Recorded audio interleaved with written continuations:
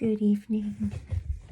I'm getting ready to go to bed, but before I did that, I wanted to make a video because I'm going to read more of the Empaths Survival Guide. This is the second video I'm doing, and I thought since I'm going to read it to myself, I will read it to you guys since we're reading along with it. And so this is the second video, and where we left off was starting to discuss or learn about the science of empathy. There are a number of scientific findings explaining the empath experience that I find fascinating. The mirror neuron system. Researchers have discovered a specialized group of brain cells that are responsible for compassion. These cells enable everyone to mirror emotions, to share another person's pain, fear, or joy. Because empaths are thought to have hyper-responsive mirror neurons, we deeply resonate with other people's feelings. How does this occur? Mirror neurons are triggered by outside events. For example, when our spouse gets hurt, we feel hurt too. When our child is crying, we feel sad as well. And when our friend is happy, we also feel happy. In contrast, psychopaths, sociopaths, and narcissists are thought to have what science calls empathy deficient disorders. This means they lack the ability to feel empathy the way other people do, which may be caused by an underactive mirror neuron system. We must be aware of these people because they are incapable of unconditional love. Electromagnetic fields. The second finding is based on the fact that both the brain and the heart generate electromagnetic fields. According to the HeartMath Institute, these fields transmit information about people's thoughts and emotions. Empaths may be particularly sensitive to this input and tend to become overwhelmed by it.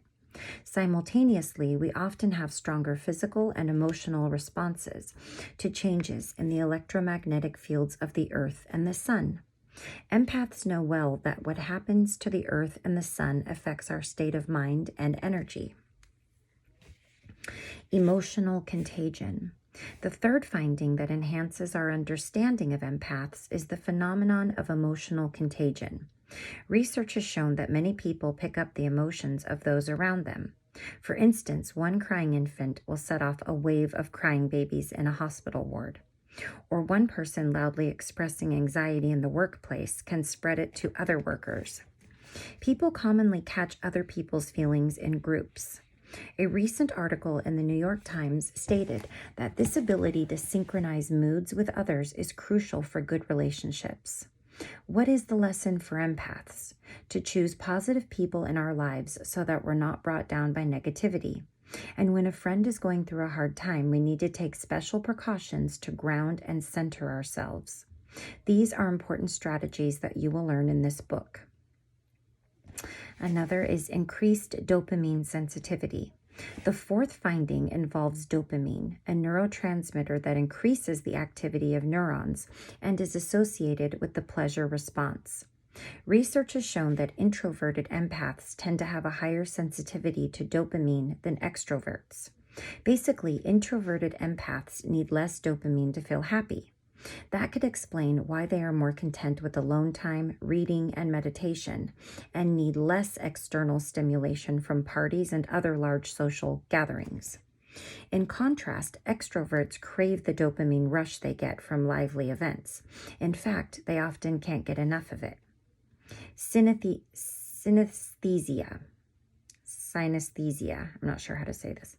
The fifth finding, which I find particularly compelling, is the extraordinary state called mirror touch synesthesia.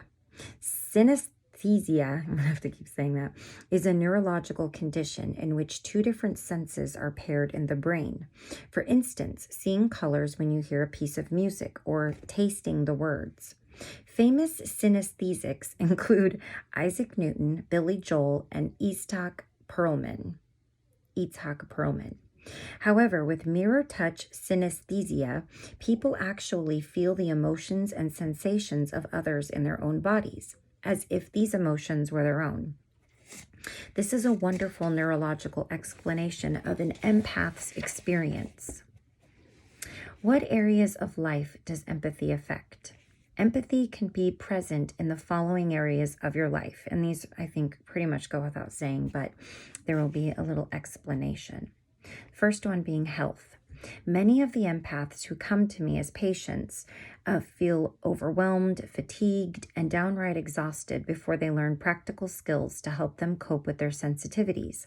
They have often been diagnosed with agoraphobia, chronic fatigue, fibromyalgia, migraines, chronic pain, allergies, and adrenal fatigue, a form of burnout.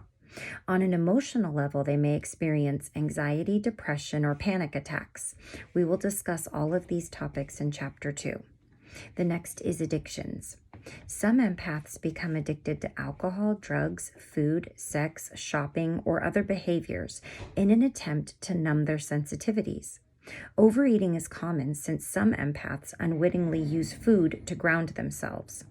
Empaths can easily become overweight because the extra padding provides protection from negative energy. In Chapter 3, we'll look at healthier coping mechanisms. Another area of life being empathic is affected: relationships, love, and sex. Empaths may unknowingly get involved with toxic partners and become anxious, depressed, or ill. They give their hearts too easily to narcissists and other unavailable people. Empaths are loving and expect others to be that way, which doesn't always happen. They also absorb their partner's stress and emotions, such as anger or depression, simply by interacting with them, as well as during lovemaking, a particularly vulnerable time. In Chapters 4 and 5, you'll learn how to have a healthy relationship without getting overloaded, as well as ways to set clear boundaries with toxic people in your life. Parenting. Empathic parents often feel especially overwhelmed and exhausted from the intense demands of child rearing because they tend to absorb their children's feelings and pain. In Chapter 6, empaths who are parents will learn skills to prevent them from doing this. In addition, empathic children can feel overwhelmed by their sensitivities. Their parents need a special education in helping these children to nurture their gifts and to thrive. Work. Empaths can feel drained by energy vampires in their workplace, yet be at a loss to know how to set boundaries to protect themselves. In Chapter 7, empaths will learn to center and replenish themselves in a work environment that may be excessively stimulating or have little privacy. Extraordinary perceptual abilities. Empaths have high sensitivities that can make them more intuitive, able to sense people's energy and open to premonitions, animal communication, and powerful dreams. In Chapter 8, we'll look at how they can become empowered by these abilities in a grounded way. Now, this next one is a self-assessment. So it says here to find out if you're an empath, you're going to take the following self-assessment, answering mostly yes or mostly no to each question.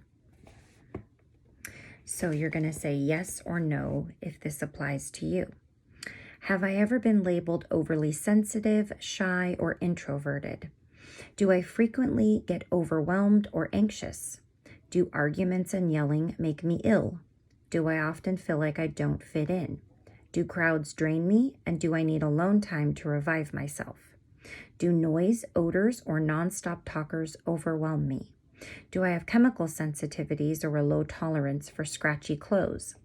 Do I prefer taking my own car to places so that I can leave early if I need to? Do I overeat to cope with stress? Am I afraid of becoming suffocated by intimate relationships?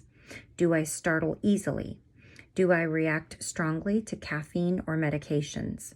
Do I have a low threshold for pain? Do I tend to socially isolate? Do I absorb other people's stress, emotions, or symptoms? Am I overwhelmed by multitasking, and do I prefer to do one thing at a time? Do I replenish myself in nature?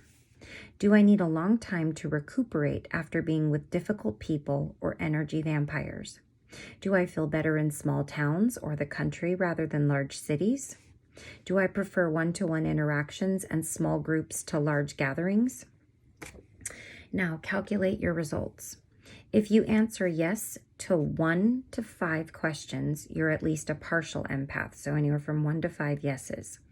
If you answered yes from anywhere from 6 to 10 questions, you have moderate empath tendencies.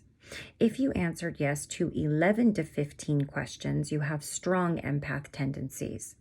If you answered yes to more than 15, you are a full-blown empath. Determining to what degree you are an empath will clarify your needs and the strategies you must learn to meet them. This is essential to gain a comfort zone in your life. The advantages and challenges of being an empath. Being an empath brings both advantages and challenges. Common advantages, that sounds weird. I cherish being an empath. I'm grateful for the blessings my sensitivities bestow on me each day. I love being intuitive, feeling the flow of energy in the world, reading people, and experiencing the richness of being so open to life and nature. We empaths have many marvelous traits. We have huge hearts and the instinct to help others in need or who are less fortunate. We're dreamers and idealists. We're also passionate, deep, creative, in touch with our emotions, compassionate, and can see the big picture. We can appreciate another's feelings and become loyal friends and mates. We're intuitive, spiritual, and can sense energy.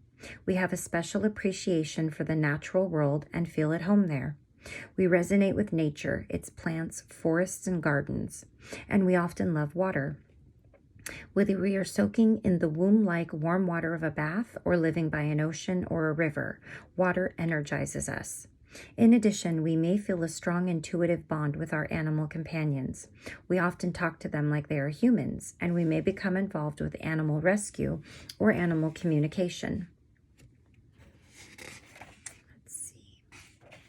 So we'll stop there because the next section is going to tell us what the common challenges are going to be for being an empath. And then also we're going to talk about special challenges that apply to your gender. Yeah, so we're going to stop right there. I hope that adding this information was a little bit more helpful. And I will see you here again to read the next portion of this great book. And I hope that you guys will learn something from it. I know that I am. And that it can help you, especially if you have a partner that is empathic, or you are, or you have a child that's empathic.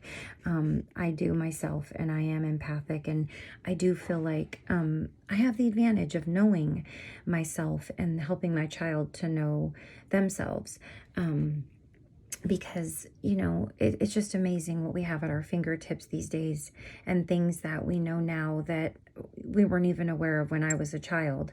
And my parents certainly, you know, weren't aware of it. So, yeah, until next time, I hope that you find this helpful, and I will see you again soon. Bye-bye.